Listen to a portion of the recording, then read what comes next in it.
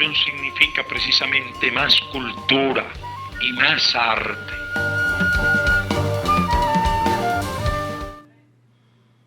Muy buenos días y bienvenidos al Sábado del Libro Virtual. En el día de hoy vamos a tener la oportunidad de encontrarnos con uno de las obras más importantes de la literatura cubana e hispanoamericana, diría yo, Cecilia Valdés o La Loma del Ángel, de Cirilo Villaverde, en edición anotada de Reinaldo González y Cira Romero. Nos acompaña la licenciada Cira Romero, especialista, investigadora del Centro de Literatura, del Instituto de Literatura y Lingüística de Cuba y asesora del Instituto Cubano del Libro. Bienvenida. Muchas gracias. Vamos a hablar de este libro que todo el mundo conoce, o que casi todo el mundo conoce, quizás no con la profundidad de que se debiera desde el punto de vista literario y otras facetas que pudiéramos estar tratando, pero que sí forma parte de la cultura cubana indiscutiblemente y que todos debemos conocer.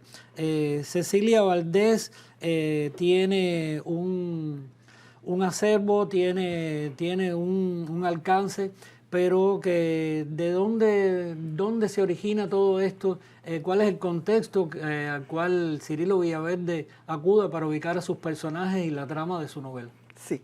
Lo primero que quisiera decir es que justamente en este año 2022 la novela cumple 140 años de publicada. Justamente, estamos llegando ya casi al mes de noviembre, ¿no? Y justamente se publicó en el mes de noviembre en Nueva York, donde Villaverde vivió durante muchos años.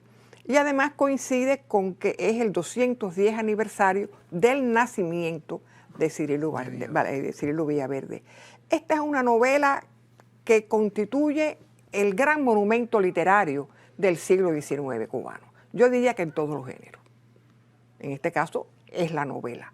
Y Cirilo Villaverde la estuvo preparando, pudiéramos decir, durante muchos años. Lo primero que él hace es en el año 1838, fíjense que la novela se publica en 1882, pero en el 38 él publica una especie de esbozo, una especie de una incipiente estructura narrativa a modo de cuento. Debemos recordar que todavía en el año 1838 la novela como género no tenía apenas desarrollo en Cuba, no tenía desarrollo en Cuba. Se le llamaba novela, pero en realidad eran cuentos. Exacto, y él publica este cuento bajo el título de Cecilia Valdés, nada más, en una revista literaria muy buena, excelente revista literaria del romanticismo cubano, que se llama La Siempre Viva. Y eso quedó ahí, y al año siguiente él continuó trabajando en la novela y publicó un primer tomo, ya estamos en 1839, un primer tomo de la novela, que si se hace una lectura comparándolo con la edición definitiva, bueno, pues se mantienen algunas cosas, en general la esencia de la trama. Después viene una especie de silencio, que no me gusta llamarlo silencio, de Cirilo en relación con la escritura de la novela. Cirilo, bueno, se va de Cuba en el año 1848, sale clandestinamente del país y se radica en los Estados Unidos.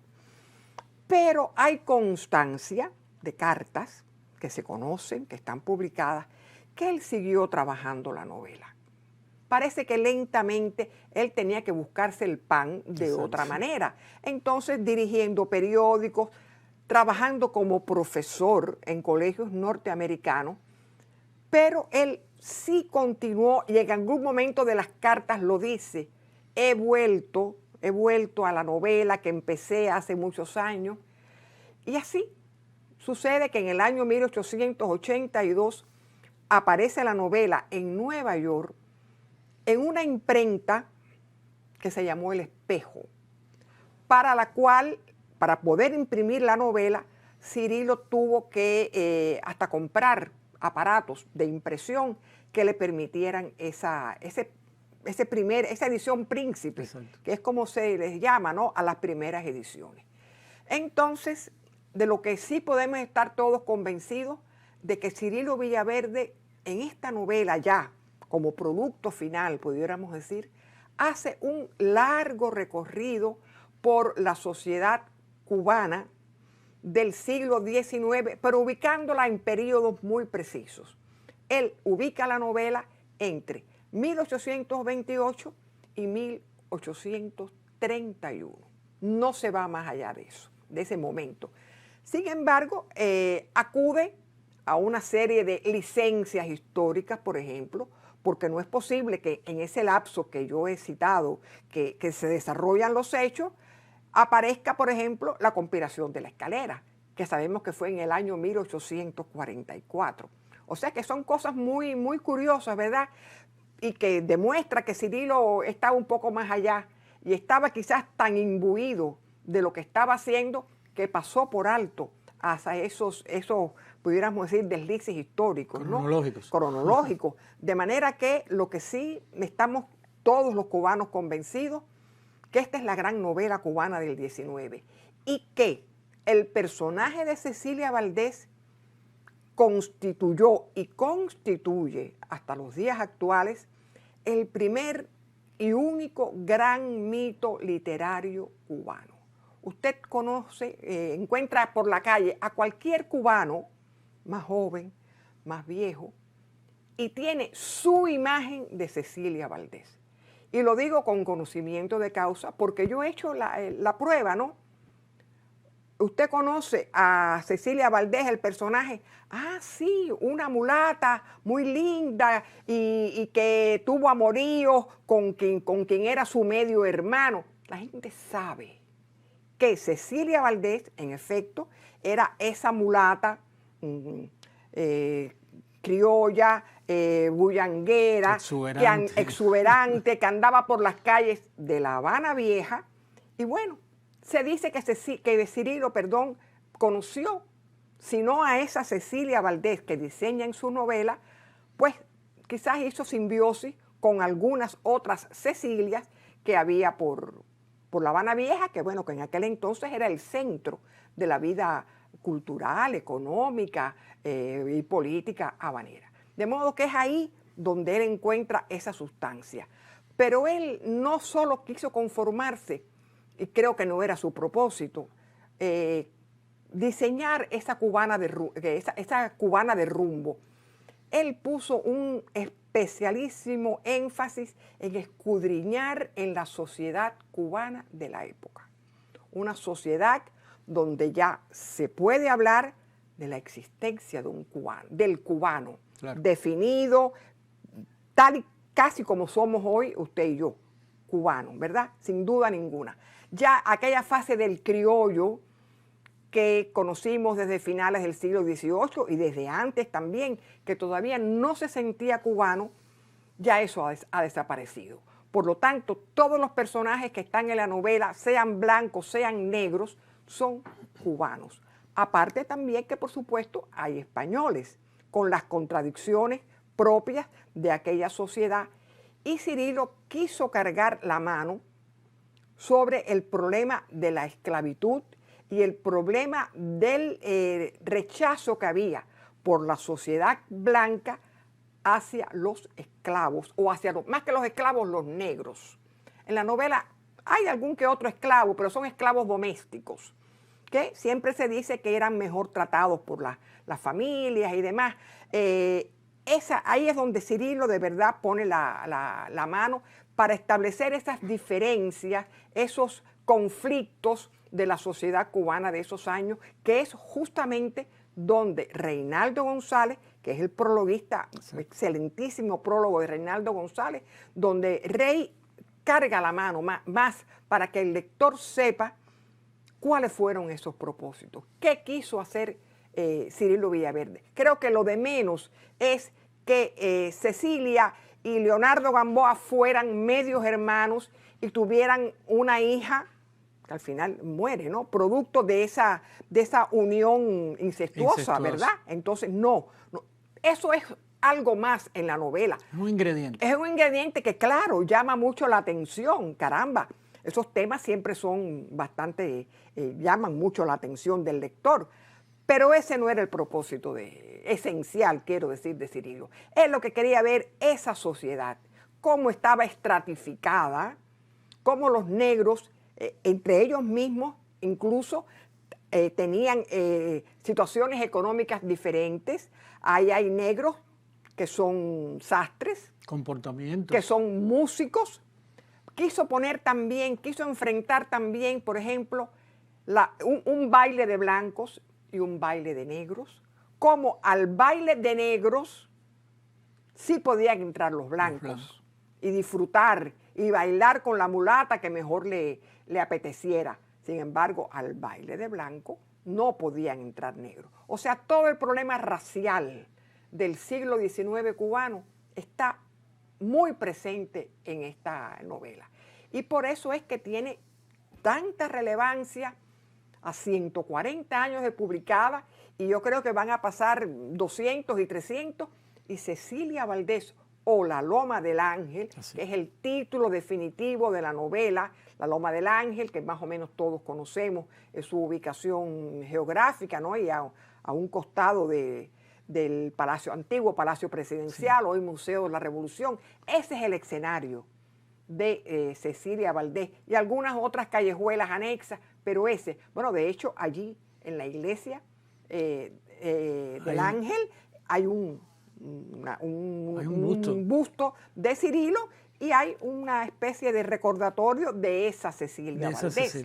Y todo el mundo se para allí, se le ponen flores, ¿verdad? Se le ponen flores. Incluso hay en el cementerio de Colón, y eso también ha sido está por verificar. Hay una tumba que dice Cecilia Valdés, ¿verdad? Muchos han querido, y se le pone flores, en la actualidad se le pone flores, y algunos han querido pensar que esa Cecilia Valdés que está sepultada en esa tumba es aquella Cecilia Valdés en la que se inspiró. Que forma parte del mito. Forma parte del mito, exactamente. O sea que es una novela que yo me atrevería a decir que, no quiero decir que todos los cubanos conozcan, pero una gran mayoría de los cubanos, unos con mayor conocimiento, con menor conocimiento, saben al menos quién fue Cecilia Valdés. Y profesora, atendiendo a todo esto que usted nos está explicando, a la connotación también de la celebración de todos estos aniversarios, y a mí me llama la atención que Boloña, vamos a referirnos a ello, Ediciones Boloña, de la Oficina del Historiador, que ha hecho este libro maravilloso con una factura impecable, hermoso, ¿no? Tenga, digamos, un alcance diferente. ¿Por qué? Porque esto es una edición anotada. Exacto. Es decir, no estamos en presencia de un libro que que nos da solamente la historia que cuenta el autor. Es decir, estamos en presencia, usted me decía, de un libro que va más allá. Es decir, ¿cuáles son los aportes entonces que hacen ustedes, claro, profesor Reinaldo González y usted, para el lector cubano de hoy en día? Bueno, en primer lugar, como usted mismo señalaba, la novela, bueno, tiene grabados de la época, que todos fueron trabajados, perfeccionados, adaptados por ese gran poeta cubano, lamentablemente fallecido, que fue Sigfredo Ariel, que trabajó muchísimo con nosotros en esa novela. Y efectivamente es una edición anotada que la propusimos hacer así porque queríamos que el lector supiera que cuando Cirilo Villaverde dice que Cecilia andaba con pasos rápidos por la calle Aguacate, bueno, ¿por qué esa calle se llama Aguacate? Que cuando Cirilo Villaverde nombra a algún músico de la época, que el lector sepa que ese músico existió, porque muchos de los personajes que están en la novela existieron realmente. Entonces todo eso va en notas al pie muy breves, muy sintéticas, para no agobiar al lector, pero de este modo el lector va a encontrar, no es una edición crítica, que significa desde el punto de vista filológico un trabajo mayor, ¿no? Pero sí esos detalles que enriquecen la lectura. Es un cuerpo de notas que pasa de 1000 notas. Esto fue un trabajo largo, que muchas veces Reinaldo y yo decimos, bueno, estuvimos trabajando 8 años. No es cierto, sí. No fueron 8 años, porque en esos 8 años él hizo muchas cosas y yo hice otras cosas. Pero bueno, lo fuimos haciendo así, y entonces Eusebio Leal puso un gran empeño en que esta novela saliera como salió. Ustedes saben esos grandes empeños de Eusebio, que lo que él se proponía hacer, como Dios manda, ¿verdad? Como decimos, como debe ser. Él lo consigue. Y así salió esta novela en una edición realmente espléndida, repito, con ese prólogo de Reinaldo, y que al final hay un trabajo mío que se llama Ida y Vuelta de una novela cubana, donde yo aludo, en cierto modo, a esto que he dicho, ¿no? Esa Cecilia original de 1838, los pasos que tuvo esta novela, cómo se fue desarrollando. Incluso hago alusión a que Cirilo la mandó a un concurso literario que había en Matanzas. Estando él en Nueva York, hay un concurso literario que convoca el Liceo de Matanzas y él manda su novela. Y no gana. Estas cosas grandes de los concursos, ¿verdad? Y no gana a otro escritor que no era cubano, era dominicano, Nicolás Heredia, con una novela, digamos, bastante menor comparado con esto. Pero son datos que no se conocen mucho. Bueno, Cecilia Valdés fue a un concurso literario y no ganó. Entonces solo nos queda recomendar al público la adquisición de este libro que se encuentra en la red de librerías, agradecer a la editorial, a la Ediciones Boloña de la Oficina del Historiador por regalarnos esta obra, edición anotada que estamos comentando en el sábado del libro de hoy, y agradecer a usted, profesora Cira Romero, por su presencia y por ayudarnos a entender un poco más estos vericuetos de la literatura cubana. A ustedes invitarlos para que nos acompañen el próximo sábado en un sábado del libro virtual. Muchas gracias.